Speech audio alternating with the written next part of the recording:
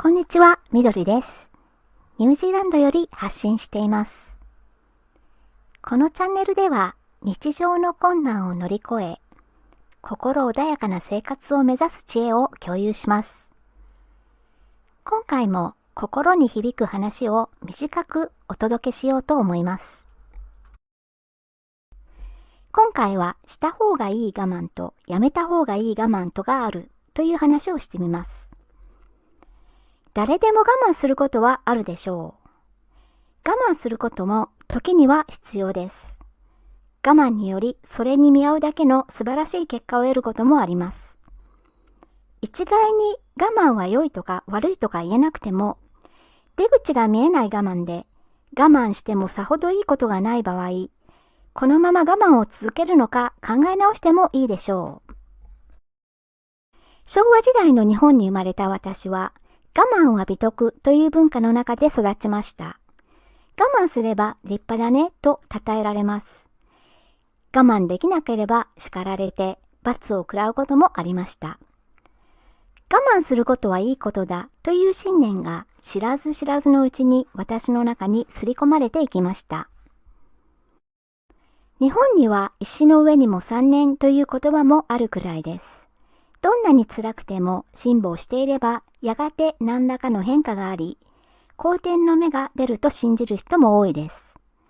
我慢はいつかは報われるのだから我慢することに意義があると考える文化です。しかし外国に住むようになってから本当に我慢は美徳なのか私は疑うようになりました。ところ変われば考え方や価値観も変わり、その土地に流れる空気も全然違います。楽しむことに重きを置く多くのニュージーランド人と接してきたら、我慢して立派だと思われるよりも、自分が幸せであり、自分自身が満たされている方がずっと魅力的だと考えるようになりました。ニュージーランドでは我慢することに対して、日本とは違った捉え方をする人も多いです。我慢に対してどのくらいのコストがあり、それによりどのくらいベネフィットが得られるのか。コストとベネフィットを天秤にかけて、コストの方が重ければ、その我慢はやめた方がいい。でも、ベネフィットがより大きければ、多少犠牲を払ってでも積極的に我慢をする姿勢です。我慢に対して合理的な考え方をする人がこの国には多いような気がします。揉め事と喧嘩が絶えない夫婦間で、このまま夫婦の関係を続けていくのか迷うこともあります。そんな時に昭和生まれの人に相談すれば、子供のためにどんなに大変でもあなたは我慢するべきとアドバイスされる奥さんも多いです。自分も仕事で疲れているのに、旦那は家事や育児を全然手伝いません。協力してよとお願いしても、旦那は不機嫌になるだけです。そこから夫婦喧嘩が始まり、怒鳴り合いになって、時には旦那は暴力を振るってくることもあります。泣いているお母さんを見て子供は心配します。しょっちゅう夫婦間で揉め事があり、その度に親が大声を出したり、泣き叫んだりでは、子供も安心できず、安らかに成長することは難しいです。こんな状況なのに子供のために離婚しない方がいいのでしょうか。子供のためにと言いますが、家の中では常にいさかいがあり、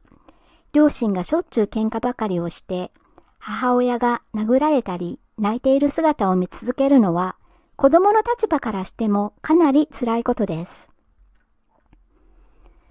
我慢が美徳の文化では、子供が大きくなるまで離婚せず我慢した方がいいという人も多いです。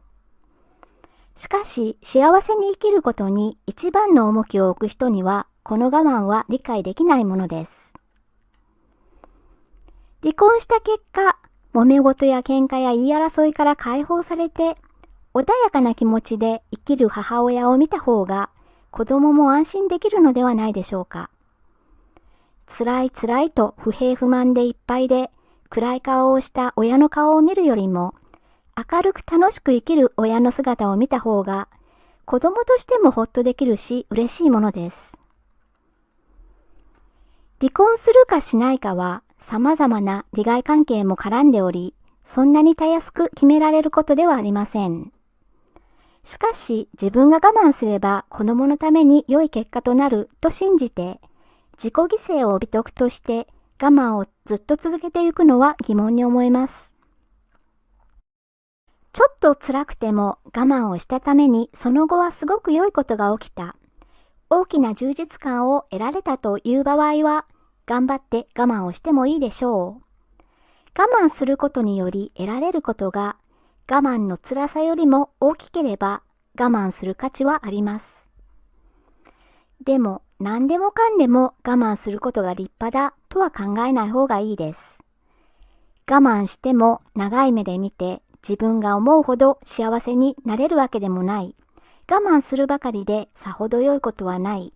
そんな場合には見切りをつけてその我慢をやめる方向へ動く方が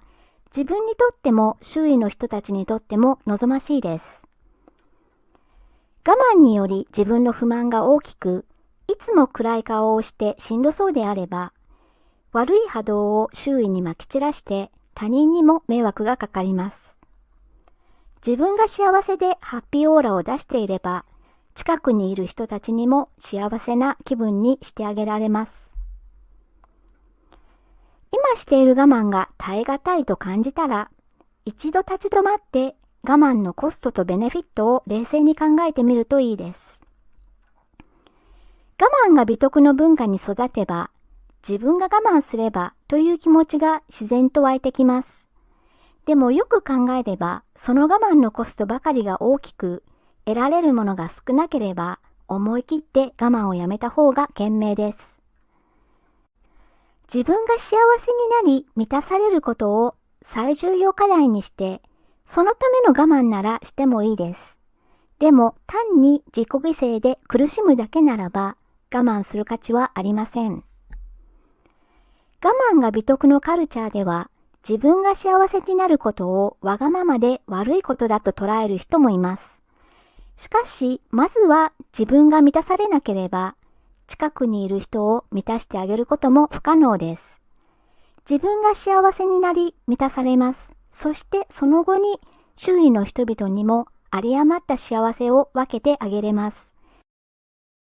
その順番でなければ本当の意味で他人を助けることはできません。出口のない苦しいだけの我慢はもうやめにしましょう。それよりもまずは自分が満たされて自分が幸せになれた後に周囲の人たちにも幸せを分けてあげること。その順番で動いた方がより多くの人を幸せにすることが可能です。ということで今回はした方がいい我慢とやめた方がいい我慢とがあるというタイトルでお話ししました。最後まで聞いていただきまして本当にありがとうございました。次回も役立つ情報をお届けする予定です。応援いただけると嬉しいです。よろしくお願いいたします。ニュージーランド在住のみどりでした。それではまた次回まで。